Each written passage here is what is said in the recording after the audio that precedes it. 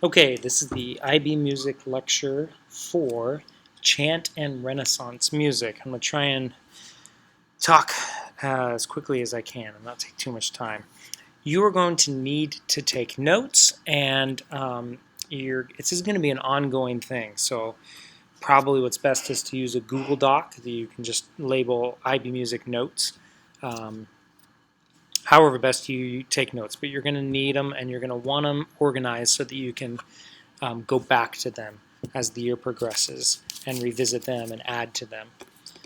For today, this sheet is part of the files of the class, and I will try and remember to post it on the calendar in case you want to just use this sheet. The problem is this is a PDF, so you can't just write directly on it. I'll also be using over here to make some additional notes, all right? So, and I'm just going to kind of like write down verbal stuff I say over here, so that might give you an idea. So we aren't going to start at the beginning of history. We are going to start with the Greeks, okay? And the Greeks, so this is before the turn of the century. I don't even really know. I'm just going to guess. So like Aristotle, whenever he was. It's right around the turn of the century. How about we just Google Aristotle, birth and death. So when was he alive? Yeah, that's right. 384 BC. So that's kind of about the time we're talking with the Greeks. Now the Greeks are known for kind of being the main start of the modern, what we call the modern Western world in terms of art, music, literature, politics even, all that. In music, it comes down to Aristotle. He didn't invent this, but he named the modes, and the modes were each attached to an emotion. The reason that's important is we still do that now today, whether we realize it or not. A lot of people think minor, ooh, sad, scary, major, happy. That idea of connecting the scale to an emotion begins with Aristotle. All right, for this class, for the purpose of our classes, we don't need to memorize the names of the modes. All right, but what is a mode? A mode is a collection of pitches or intervals. Okay, so a collection of pitches would be like C, D, E, F, G, A, B, C. That's the C major scale. Collection of intervals is whole, whole, half, whole, whole, whole, half. Okay. So what are the names of the modes? We're actually not going to learn them right now. There's no reason that I see for us to memorize the modes. All you need to know is that when we say mode, that can also be interchanged with scale. Okay, mode and scale. All right, next one on there, range. That has to do with, actually, let's come back to that. Sorry, getting ahead of myself. So Aristotle, he attaches an emotion to each of the modes. So if a person is writing a piece about death, they would write that in a set mode. Okay, there was a set mode for different types of love. You know, the Greeks have 3 different words for love. So it wasn't as simple as happy and sad. It's much more complex than that. Music was, social at that time. Dance music also was religious, and told stories, all that normal stuff, okay? We're not actually going to listen to any traditional, 300 BC Greek music. I just bring that up because that's the history. What happens to the Greeks? Who comes along? Bam. The mean old Romans stomps them, destroys them, takes over, and takes or adapts, or what's the buzzword right now? Cultural appropriates their art and music. Literally, they steal their sculptures, their sculpting technique, and in music, that's part of it. Well, now what's going on around this time with the Romans also? Now we're at to like 180, 280, 380. Well, by 300 AD, Christianity is making its way into the Romans. And by, these are really rough dates, but by 600 AD, Rome is definitely heads in Christianity. We've got like the Vatican, right, is in Italy. It's in Rome, Vatican City.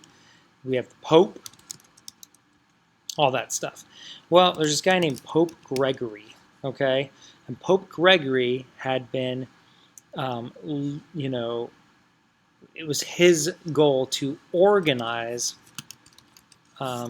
shoot, it's going to go off the page, to organize the music of the church, okay? So what does he do? He publishes even. So he establishes, he doesn't invent, but he establishes a notation system and publishes, I can't type today, sorry, publishes, for lack of a better term, a hymnal. Okay? He publishes the hymns of the church. These become known as Gregorian chants. Gregory, Pope Gregory, Gregory's chants, get it? Okay. So Gregorian chants. Now let's go through what is some of the qualities of these chants. Well, first off is going to be the range. These are untrained singers, okay? So in general, range means the distance between the highest and lowest pitch. In Gregorian chants, the range is oftentimes right at an octave. Because the average person can be, dude, I can't talk and spell, this is terrible. The average person can be taught fairly quickly to at least sing an octave. Which octave? Well, that depends on their voice. But they can at least have 8 notes fairly quickly. Okay, 99% of the human population, you give me 15 minutes with them, and I can have them singing 8 notes well, fairly well, okay, reasonably well. So that's affecting the chants because these are sung by untrained singers. These are sung by monks, all right? Only men, that's important. Right here, conjunct motion. Conjunct means stepwise. Again, these are untrained singers, so it's going to be mostly stepwise motion. Mostly, okay? That means the voice doesn't skip anything higher than a second. Major second up, major second down, minor second up, minor second down. Okay, basically going up and down the scale. So let's listen to just a little bit, and then we will come back. Hopefully you can hear this.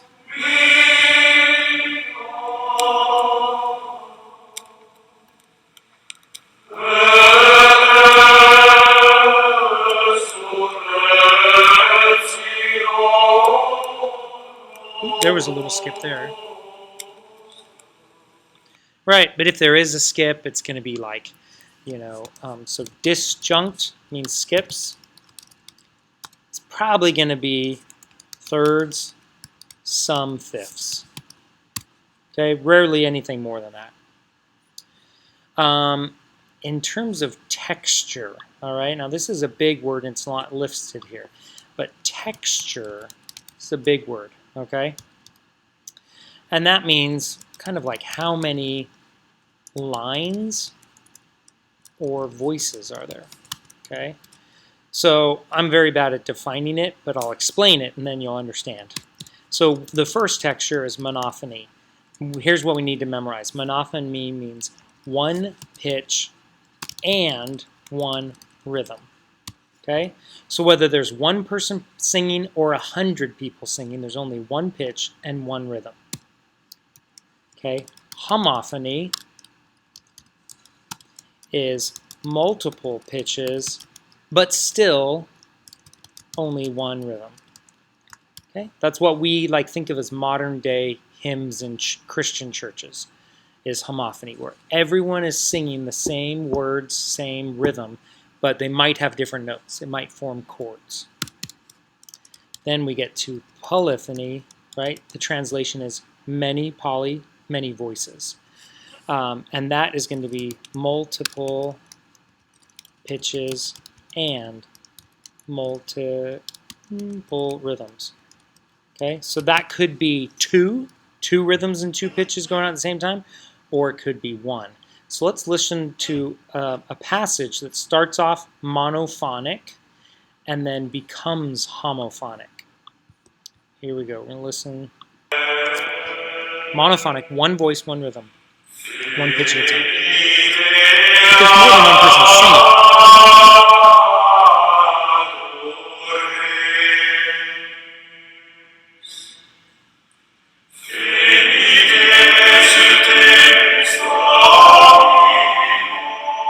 Oh, that's so cool. So, I don't know if you heard that, but that was homophonic because there was more than one voice, more than one pitch. We heard two pitches, okay? And in Gregorian chant, what interval? Always, always, always. It's going to be the interval of a fifth, okay? The only exception is an octave, but I always joke, that's like, you know, interval of an octave just means like some guys, you know, some monk Johnny, his voice hasn't changed yet, so he has to sing up an octave, and then everyone else, and then some other, you know, monk Paul, his voice totally changed and he's a low bass and he hasn't learned how to sing anything other than the bottom 5 notes, so he sings everything down an octave. All right? So Gregorian chant, the intervals we have are a fifth. That is crucial that you understand that and remember that. Okay? So that's what we have under intervals. We're not having thirds during Gregorian chant. This term here, organum, that means the original melody. Okay? The organum is the original melody. So like right here where I said Pope Gregory published chants, Gregorian chants, what he published is the organum. Because then what happens as we fast forward hundreds of years and monks, you know, by the time we get to 700 AD, 800 AD, well, there's more homophonic music and they're even experimenting with polyphonic music. The Catholic Church has a rule that the original chant must always be there. The original organum must always be there. Let me see if I can find the other word. Shoot, I don't even remember the other word. Well, I guess you don't need to know it. I'll remember later. So parallel motion sounds like just what it is. It's when both voices are going up and down the same time. So this is parallel motion, what we just read. Right? They were harmonizing at the fifth, and when one went up, the other one also went up. Contrary motion is when one voice goes down, the other voice goes up. Okay, so with polyphonic music, will you always have? No, I guess you could have parallel motion in polyphonic music, but it's not like is the piece one or the other. It's at what point is it parallel and at what point is it contrary. But for a lot of our chant, most of it's going to be parallel motion. Dissonance. In Gregorian chant, there is very little, if any, dissonance. Okay, so if we dissonance, if I go on the spectrum from least to most, right? It's just a spectrum. So what's the least unison singing? Next least is an octave. Next least, fifth. Next least is a fourth. Next is third and sixth. Actually, I should have put these together because a fifth inverted is a fourth. If you have C on the bottom and G on top, that's a fifth. But if you move that C to the top, now it's a fourth. But it's the same pitch as GC. Same thing with thirds and sixths. Okay? If you have CE, that's a third. If you have EC, that's a sixth. So then our most dissonant is going to be seconds and sevenths. Okay? In Gregorian chant, yeah, you're not going to have any dissonance, really, until you get to the way, way advanced stuff, okay? But for most of our stuff, it's going to be consonants. And then consonants goes the opposite. Sevenths are the least consonant, and unison is the most consonant. All right, last word for today is a melisma, okay? A melisma is multiple pitches to one syllable. So if I go, I'm so glad, then on the word glad, I composed a melisma. Okay, so that's like diva singing, and those are all melismas. Okay, well, when would they use melismas in Gregorian medieval time period, that's what time period we're talking, medieval time period, they're going to emphasize, how do you spell size? Gosh. I can't. Important text. Okay? Oh, Jimmy, there is one more thing we got to talk about, and I don't know that I put it on here. I didn't put it on this list, but you have to know it. And that is the mass ordinary. Okay? So the mass, I seriously can't type and talk at the same time. The mass ordinary. That is the structured Catholic Church service. What does that mean? It means every service they followed a set program, a set order, a set structure. As part of that were set readings. And what happened is they came to put a lot of the readings, like from the scripture, the Bible, they set it to music. So what are the main ones that choirs today? If you're in choir, you'll recognize this. Kyrie. Okay, that's a very common one. Kyrie. There are thousands and millions of Kyries written, and the text is always the same. Kyrie eleison, Christe eleison. Sanctus. Okay, holy, holy is the Lord. That's a famous one. Alleluia. That's one at least all of you probably have heard on at some point. Gloria. Gloria in excelsis Deo. Okay, set text. Anus Dei. That's the Lamb of God. That's like the sacrament, the communion, set text. So there's tons of them, and we don't need to memorize all of them. I would like you to know and have memorized and be familiar with these 5 at least. Okay, a typical quiz question might be, name at least 4 sections of the ordinary Mass. Now the reason it's called ordinary is because that's your normal service. If it's a Christmas service, then you might have slightly different texts and slight other, on Ave Maria. That's where Ave Maria comes from. It's from the Christmas time. Easter time, we're going to get slightly different text. Okay, a requiem. If it's a mass for someone who died, then it's going to be different text.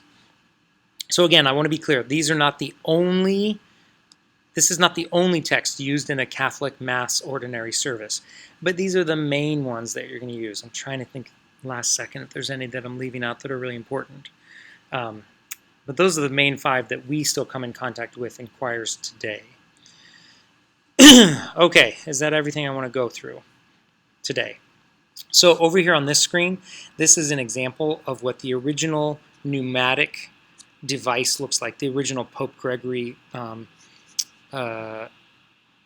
sheet music, I guess you could say. So this is obviously an Ave Maria. This is a text for in honor of Mary, Jesus' mom. And when there are 2 notes stacked above each other, that's a melisma. Okay, and then also when they go kind of funky like that, that's a melisma. So this is obviously a jump. Ave Maria, whatever, blah. I'm not going to try. You don't want to hear me sing right now. And this is all monophonic. There's no homophonic texture here. Notice that there were only 4 staves. We don't move to the 5-staff system until, I don't know, I'm going to guess 1180 or so. You can scroll through this and read through this on your own. There's kind of more stuff here, more in-depth stuff, okay? But it talks about through, here's medieval time period, that's what we're looking at, 400 to 1400 AD, all right? We want to be clear, it was both religious and non-religious, but we're mostly looking at Gregorian chant because Pope Gregory compiled it, and we have that text still today, which helps. There's the organum, right? Single melodic line. All right, and then we'll get into some of this more stuff next class, okay? But feel free to look through it. I'd also love for you to listen to some of this stuff, get a feel for what does Gregorian chant sound like. It's really very pretty, it's soothing. They use it a lot of like meditation nowadays we use it. So you're welcome to... Oh, there's one other thing I forgot to say. Shoot. Phrasing. Okay, it's not on your vocab sheet. But just like range, your phrasing is going to be what? What's going to determine the phrases that the composers of these songs, these chants are writing? How long is the phrase? It's all dictated by text, meaning if the phrase is Kyrie eleison, then that's going to be, if the words are Kyrie eleison, then the phrase is either going to be Kyrie or Kyrie eleison.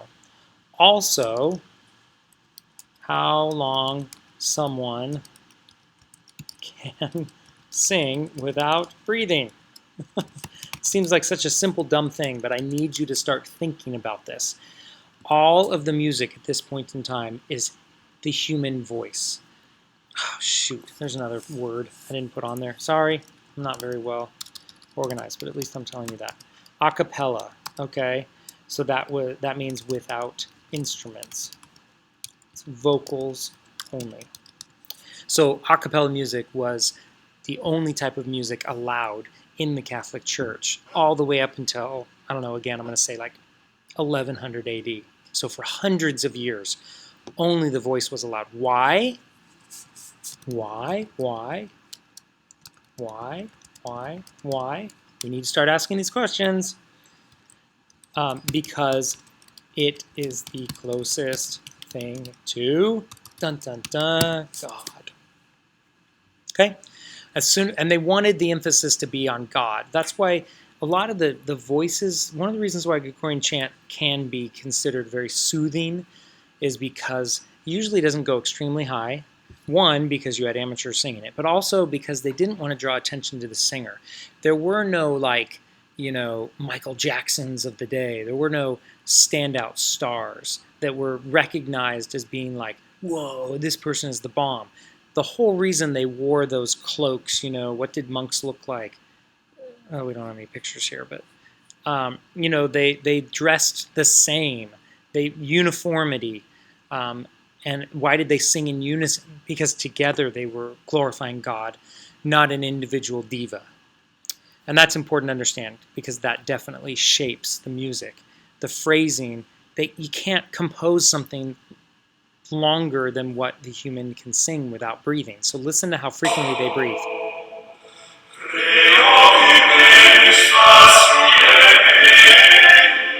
Breathe. Breathe.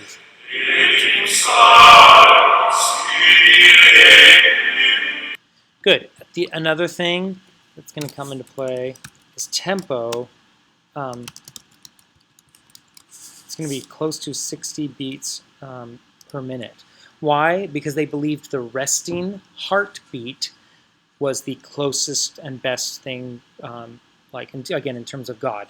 If you're trying to connect with God and relate to God, they wanted a relaxed,